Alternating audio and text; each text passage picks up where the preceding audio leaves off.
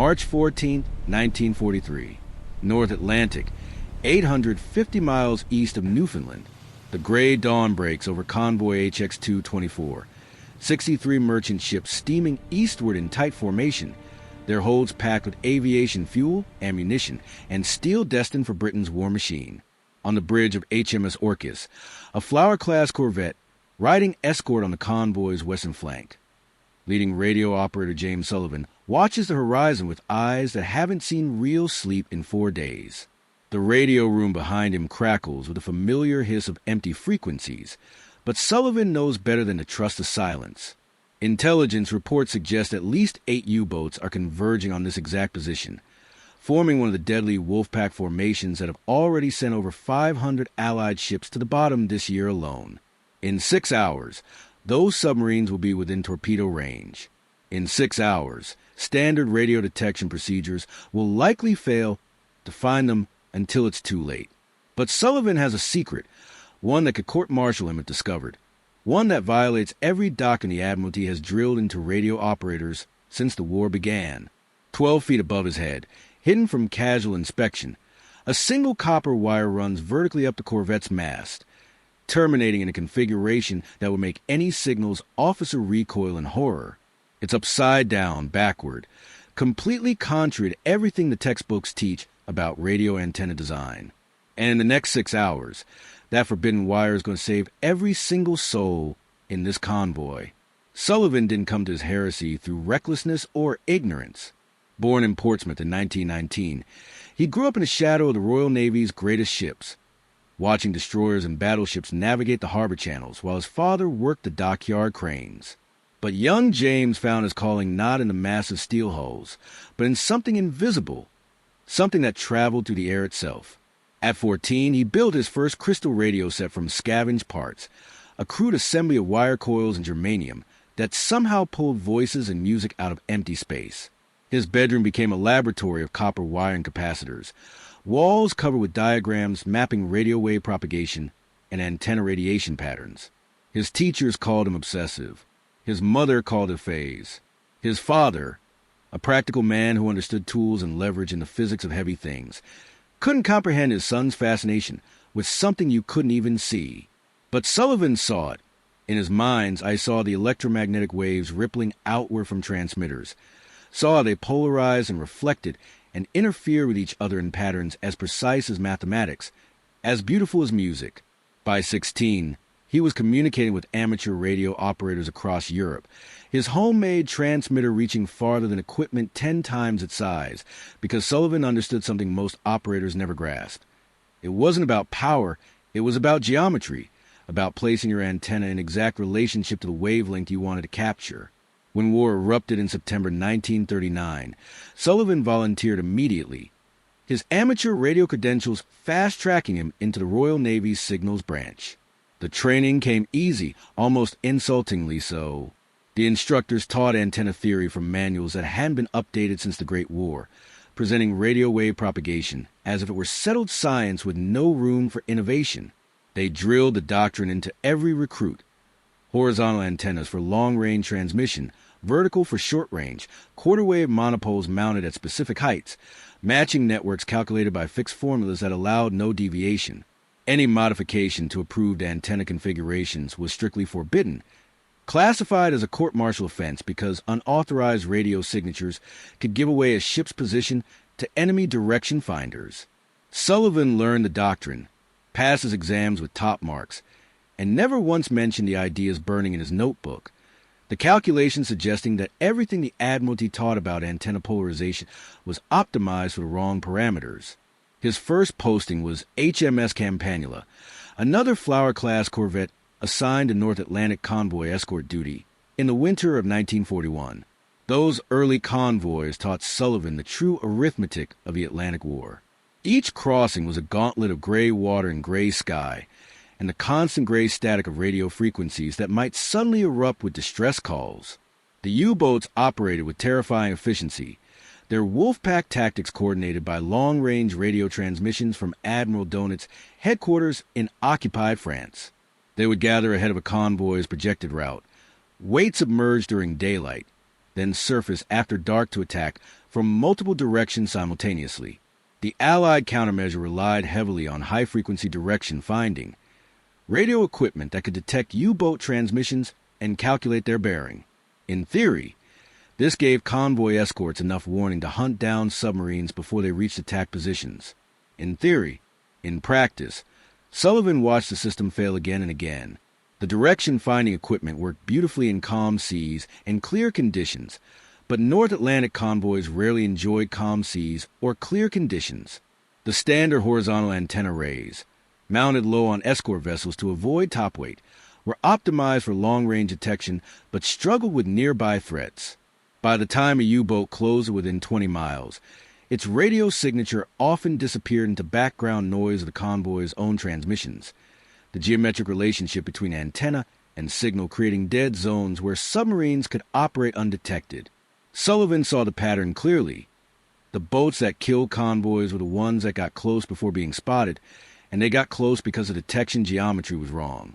He started carrying his notebook on watch, sketching antenna radiation patterns, calculating polarization angles, working to the mathematics of near-field detection. The theory crystallized one night in February 1942, for hours after watching a tanker explode 300 yards off Campanula's port beam. The U-boat had been transmitting homing signals from less than 10 miles away, but the escort's direction finder never detected it until after the first torpedo struck. Sullivan sat in the radio room, staring at the standard horizontal dipole antenna schematic, and suddenly saw what everyone else had missed. The horizontal polarization was perfect for capturing distant signals traveling parallel to the ocean surface, but submarines close to the convoy transmitted at different angles, their signals refracting through the atmosphere in ways that rotated the polarization toward vertical. A vertically polarized antenna, positioned high on the mast to clear the ship's own interference, would be blind to distant transmissions but hypersensitive to nearby submarines. Exactly the threat profile that killed convoys. The solution was so obvious that Sullivan couldn't understand why no one had tried it. Then he remembered the regulations, the doctrine, the court-martial threat for unauthorized modifications. For 6 months, he did nothing but watch and calculate and refine his theory while convoys burned around him. HMS Campanula survived that period through luck more than anything else, dodging torpedoes that should have found them, watching other escorts take hits meant for them. Sullivan's notebooks filled with radiation patterns and trigonometric proofs, mathematical certainty that his vertical antenna would work.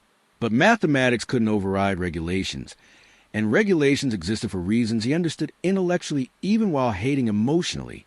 Unauthorized radio equipment could emit signatures that betrayed convoy positions. Modified antennas could interfere with other shipboard systems. Individual initiative, however well-intentioned, could compromise operational security. The Royal Navy fought by coordination and standardization, not by encouraging radio operators to rewire their equipment based on personal theories. Then came November 1942, and everything changed in ways that made regulations seem less important than survival. HMS Campanula was reassigned to Convoy C-107, a slow collection of merchant ships that intelligence knew was being targeted by a massive wolfpack. The crossing turned into a slaughter. Over 5 nights, U-boats sank 15 ships, their attacks coming from directions the escorts never anticipated because the direction-finding equipment never detected them closing in. Sullivan sat in his radio room, monitoring frequencies that should have revealed the enemy but didn't, watching the doctrine fail in real time while good men drowned in burning oil. On the 6th night, a torpedo found Campanula's engine room. The explosion killed 11 sailors instantly, including both stokers on watch and the chief engineer who had shown Sullivan family photographs just that morning. The corvette survived, limping back to Halifax with a destroyer escort, her back broken but her hull intact enough to make port. They paid off the crew while dockyard workers assessed whether Campanula was worth repairing or better scrap for parts.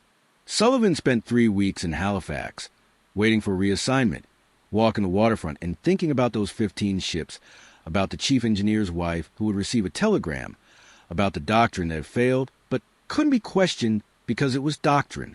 His new posting came through in December.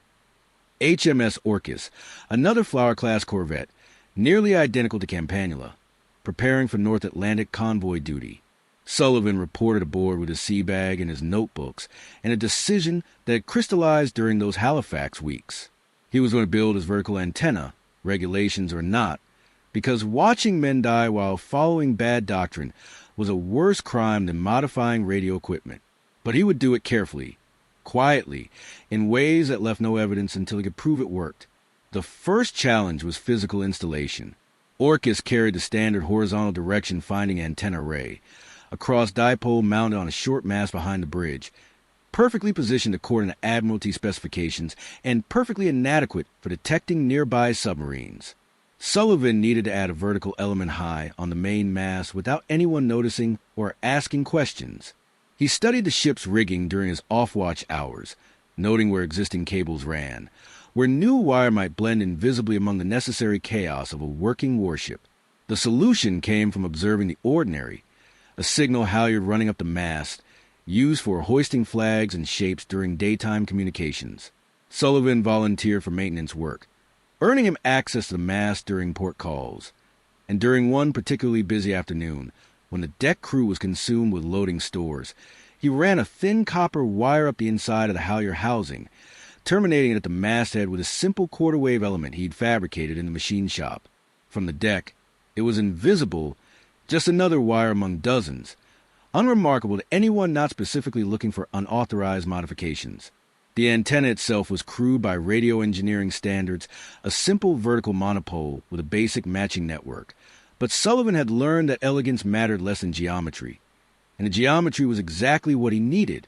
The second challenge was connecting his forbidden antenna to the direction finding equipment without creating obvious evidence of modification. Sullivan solved this by building a switchable matching network that let him toggle between the standard horizontal array and his vertical element. Housed in a small box he mounted inside the radio room cabinet, where only another radio operator would think to look. To a casual inspection, everything appeared standard and regulation. The equipment log showed no unauthorized modifications. The antenna physically existed but remained effectively invisible unless someone climbed a mast and knew exactly what they were looking for. Only Sullivan knew that with one small switch, he could transform Orcus from a ship blind to nearby submarines into one that could detect them at ranges the doctrine said was impossible. But knowledge and proof were different things, and Sullivan needed proof before he dared use his modification operationally. The opportunity came in January 1943, during workup exercises off the coast of Nova Scotia. Orcus and 3 other escorts practiced U-boat detection drills, using a friendly submarine to simulate enemy contacts. The submarine would dive to periscope depth, transmit short radio bursts, simulating homing signals, and the escorts would attempt to detect and classify the bearing. Standard procedure, repeated hundreds of times across the fleet, and standard results.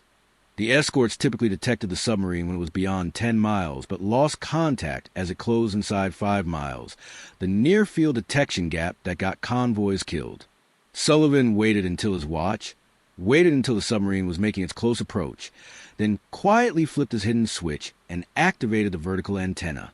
The direction-finding receiver immediately came alive with a strong signal bearing 090 degrees, so clear and sharp that Sullivan actually jumped in his seat. He cross-checked the bearing with visual observation and radar, confirming what his antenna told him. The submarine was exactly where the signal indicated, less than 3 miles off the starboard beam, invisible to every other escort in the formation, but painted clear as daylight on Sullivan's modified equipment. He logged it as a standard detection, attributing it to good atmospheric conditions, and said nothing about the switch hidden in his cabinet.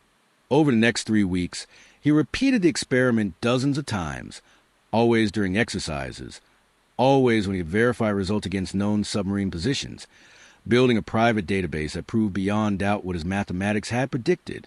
The vertical antenna detected nearby submarines with perfect reliability, giving bearing accuracy within 2 degrees at ranges down to 1 mile, exactly the capability needed to save convoys from close-range wolfpack attacks. The evidence was overwhelming, and Sullivan knew he should report it through proper channels, write a detailed technical report, request official evaluation of his modification. But that meant explaining how he'd violated regulations, installed unauthorized equipment, conducted unsanctioned experiments using Royal Navy assets for personal research. At best, he'd face severe reprimand. At worst, court-martial for compromising operational security. And even if they didn't punish him, the bureaucratic process of evaluating and potentially adopting his modification would take months, maybe years, while convoys continued dying in the Atlantic. Sullivan made his choice. He would use the antenna operationally, prove its value through results, and accept whatever consequences came afterward.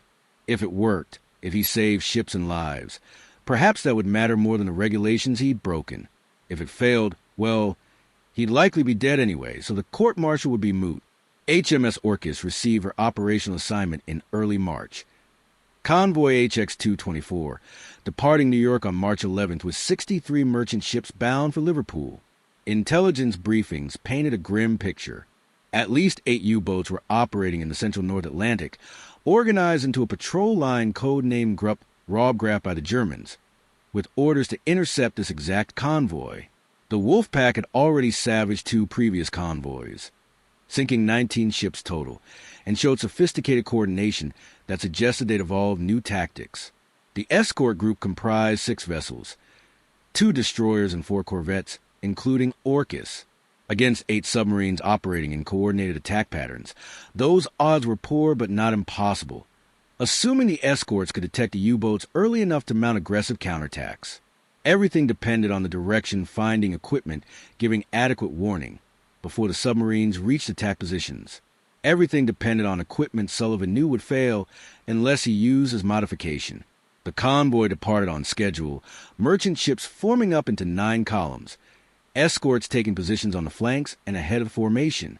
Standard procedure called for continuous radio monitoring, listening for U-boat transmissions that would reveal their positions. For the first 2 days, the Atlantic granted a reprieve, clear skies and moderate seas, and radio silence from the enemy. But on the 3rd day, March 14th, that changed. At 0400 hours, Sullivan was on watch when the first transmission crackled through his headphones, a burst of German Morse code lasting less than 3 seconds. The standard horizontal antenna gave a vague bearing, somewhere between north and northeast, range impossible to determine, but likely beyond 20 miles based on signal strength. Sullivan logged it, reported it to bridge, and watched the escort commander adjust their screen accordingly, moving one destroyer northward to investigate. Standard procedure, exactly by the doctrine, and Sullivan knew it was wrong. The transmission pattern suggested a U-boat making a contact report, telling its wolfpack that it had found the convoy. That meant the submarine was close enough to see them, which meant it was inside 10 miles, not 20, and the horizontal antenna bearing was being skewed by atmospheric refraction. Sullivan's hand moved to his hidden switch. This was the moment, the decision point where theory became action and regulations became irrelevant compared to the merchant ships steaming obliviously astern. He flipped the switch.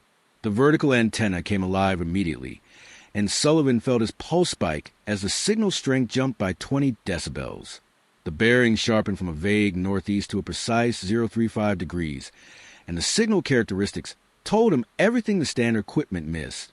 This U-boat was close, very close, probably less than 8 miles dead ahead of the convoy's course. If it maintained position, and the convoy maintained speed, they would close the torpedo range within 2 hours. He stared at his equipment, at the clear, unambiguous data his forbidden antenna provided, and made his second crucial decision. He reached for the voice pipe, connecting the radio room to the bridge. The officer of the watch was Lieutenant Commander Reeves, a career Navy man who ran Orcus by strict adherence to regulations and procedure. Sullivan chose his words carefully, keeping his voice level and professional. Contact bearing 035 degrees, strong signal characteristics, estimate range less than 10 miles, likely U-boat making contact report. There was a pause, then Reeves's voice came back skeptical and slightly annoyed. The bearing didn't match the initial detection. Sullivan needed to recheck his equipment. Signal strength didn't support a close-range estimate. Sullivan took a breath and committed himself completely. He explained that he had modified the antenna configuration to enhance near-field detection, that his equipment was giving more accurate bearings on close contacts, that the U-boat was definitely ahead of them and definitely close. Another pause, longer this time, and Sullivan could imagine Reeves's expression, the conflict between what regulations said, and what his radio operator was telling him. Then, surprisingly, Reeves's voice came back without anger, just a flat professional tone. He was laying this on Sullivan's head. The report would reflect that this was Sullivan's assessment, but he would order the lead destroyer to investigate that bearing, because losing a few hours of fuel was better than losing ships. Sullivan acknowledged and felt something unclench in his chest. He'd taken the leap, made the report that might end his career, but at least he'd done something. At 0640 hours, HMS Wanderer, the lead destroyer, gained sonar contact bearing 037 degrees at 6 miles, almost exactly where Sullivan's forbidden antenna had indicated. The submarine crash-dived immediately, and Wanderer prosecuted with depth charges, forcing the U-boat deep and off the convoy's track. No kill was achieved, but the submarine was neutralized, unable to shadow the convoy or coordinate further attacks. When Wanderer rejoined the screen 3 hours later, her captain sent a terse message to Orcus. "Good detection work. How did your radio operator get that range estimate?" Sullivan never got to hear how Reeves responded, because at 1,120 hours, his vertical antenna detected 3 more U-boats simultaneously. The signal characteristics were unmistakable. 3 separate transmitters operating on slightly different frequencies, each sending short, encrypted bursts that meant wolfpack coordination. Sullivan's standard equipment gave confused bearings, overlapping signals that could have been anywhere in a 60-degree arc.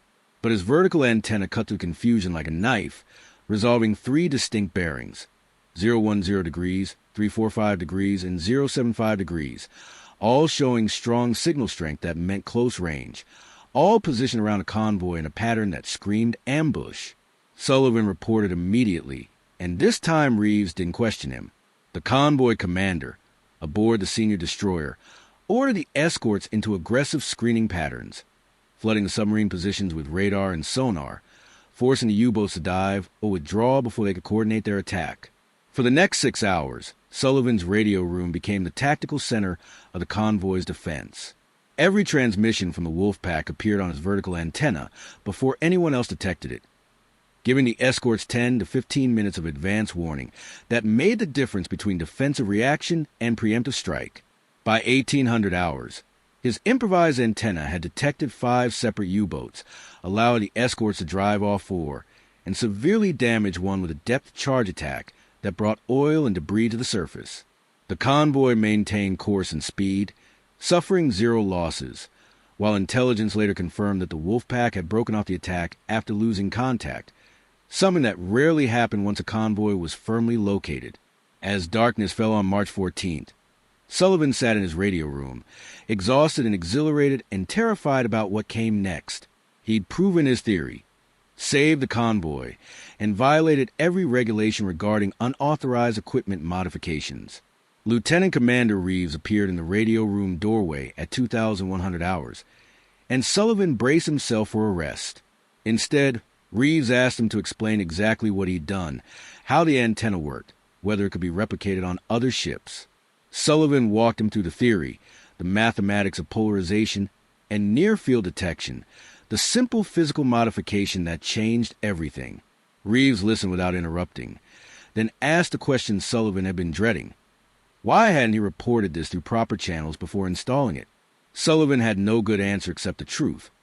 He believed the doctrine was wrong, believed men were dying because of bad antenna geometry, and believed that following regulations meant watching more men die while bureaucrats evaluated his theory. It was the explanation of someone who had chosen personal judgment over naval discipline, and Sullivan expected Reeves to tear into him for the arrogance of that choice. Instead, Reeves was quiet for a long moment, then said something Sullivan never forgot. He agreed the doctrine was probably wrong, agreed that Sullivan's antenna appeared to work exactly as claimed, and agreed that saving the convoy justified the regulation violations. But he also said that naval discipline existed for reasons, that individual initiative without oversight could cause disasters as easily as solve problems, and that Sullivan had taken a massive risk not just with his own career, but with the entire convoy's safety. Because if his theory had been wrong, his bad detection reports could have pulled escorts out of position and gotten ships killed. It was a fair point, and Sullivan had no counter-argument except that he'd been right, which was a defense of someone lucky enough to have survived his own recklessness. Reeves said he would report the antenna modification up the chain of command with a recommendation for immediate evaluation and potential fleet-wide adoption. He would also report that Sullivan had acted without authorization, violating standing orders regarding equipment modifications.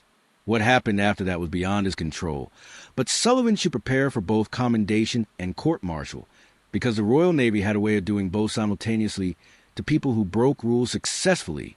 Sullivan thanked him and returned his watch, monitoring frequencies that now felt different, charged with possibility and consequence in equal measure. Over the next 3 days, Convoy HX-224 completed its crossing without further incident, arriving in Liverpool on March 18th with all 63 merchant ships intact, a nearly unprecedented success for that period of the war. Sullivan's after-action report, co-signed by Reeves, went up the chain of command and landed on the desk of Captain HMS Northcote, the Royal Navy's Director of Anti-Submarine Warfare Development. Northcote was a rare creature in military bureaucracy, an officer who valued results over procedure and was willing to consider unconventional ideas if they were backed by solid evidence.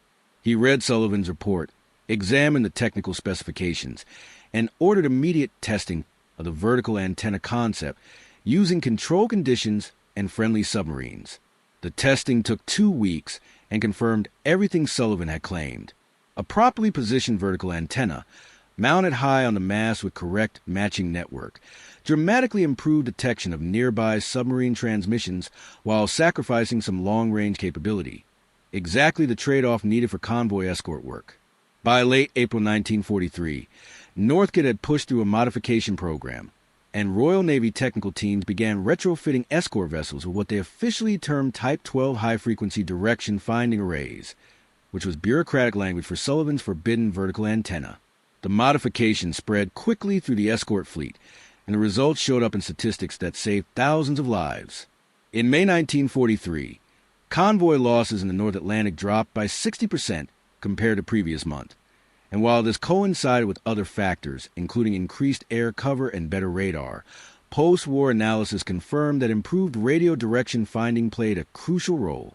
U-boat commanders reported increasing difficulty approaching convoys undetected, their radio transmissions somehow being detected at ranges they thought were safe, forcing them to operate with degraded coordination and reduced effectiveness. Admiral Donitz, commanding the U-boat fleet, noted in his diary that Allied direction-finding capabilities had mysteriously improved in spring 1943, speculating about new equipment or techniques that his intelligence services never discovered. In fact, it was nothing exotic, just a copper wire hung differently and a radio operator willing to question doctrine. As for Sullivan, the promised court-martial never materialized, quietly shelved by officers who decided that punishing someone for saving a convoy sent the wrong message. Instead, he received a commendation for initiative and technical innovation, a brief mention in classified after-action reports, and absolutely no public recognition because discussing direction-finding capabilities would reveal operational secrets to the enemy. He continued serving on HMS Orcus through 1943 and into 1944, training other radio operators in the proper use of vertical antennas for submarine detection. The forbidden modification now transformed into approved doctrine. After the war, Sullivan returned to Portsmouth in civilian life, working as a radio technician and never talking much about his service beyond vague generalities that satisfied polite conversation without revealing classified information. The Official Secrets Act kept him silent about the antenna modification until the 1970s, by which time no one particularly cared about technical innovations from a war 30 years gone. He died in 1989, his obituary listing him as a radio technician and Royal Navy veteran, with no mention of the convoy he saved or the doctrine he changed or the moment he chose results over regulations and got away with it. But the antenna lived on, evolving through decades of refinement into modern direction-finding systems that still use the principles Sullivan worked out in his notebooks while watching convoys burn. Military historians, when they discuss the turning point in the Battle of the Atlantic, usually cite May 1943 as the crucial month, focusing on increased destroyer production, escort carriers providing air cover, improved radar technology, and the breaking of German naval codes. All true factors, all important, But buried in the technical appendices of classified reports is a brief mention of improved high-frequency direction-finding capabilities introduced in April 1943, giving convoy escorts the ability to detect nearby submarines with unprecedented accuracy. That's Sullivan's legacy, a footnote in official histories, a technical improvement that most people never heard of and wouldn't understand if they did. But to the sailors who served on convoys after spring 1943, who crossed the Atlantic with slightly better odds of survival, who made a home to families because a U-boat was detected 15 minutes earlier than it should have been, the difference was everything. Sullivan understood something that rigid doctrine sometimes forgets. That innovation comes from questioning established procedures, that life-saving improvements can emerge from someone willing to think differently and take risks to prove it. His story raises uncomfortable questions about military discipline and individual initiative, about when following regulations becomes more dangerous than breaking them, about how bureaucracies balance standardization against innovation. The Royal Navy in World War II needed both. Standardization to coordinate complex operations across hundreds of ships, and innovation to respond to evolving threats faster than formal development processes could manage. Sullivan represented the innovation side, someone who saw a problem clearly enough to solve it and was willing to risk his career to implement the solution without permission. He got lucky in multiple ways. His theory was correct, his implementation worked properly, his commander was open-minded enough to listen, and the bureaucracy was flexible enough to adopt his modification instead of punishing him for insubordination. Any of those factors going differently would have turned him from unsung hero into cautionary tale about unauthorized equipment modifications. But they didn't go differently, and his copper wire hung vertically on a corvette.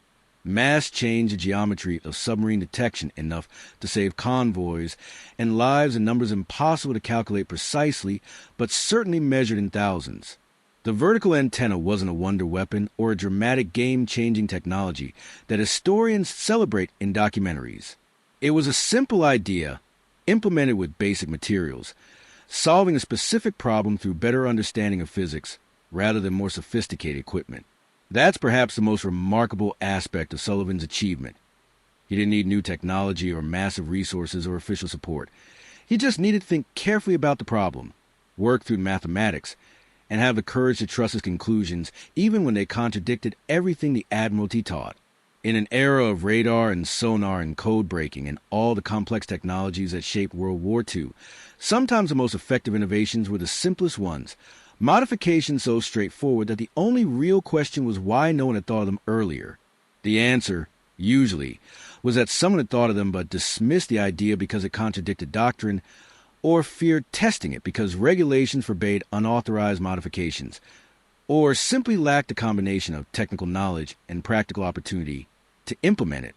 Sullivan had all three: the knowledge from his amateur radio background, the opportunity from his posting on convoy escorts, and the moral courage to violate regulations when he believed lives were at stake.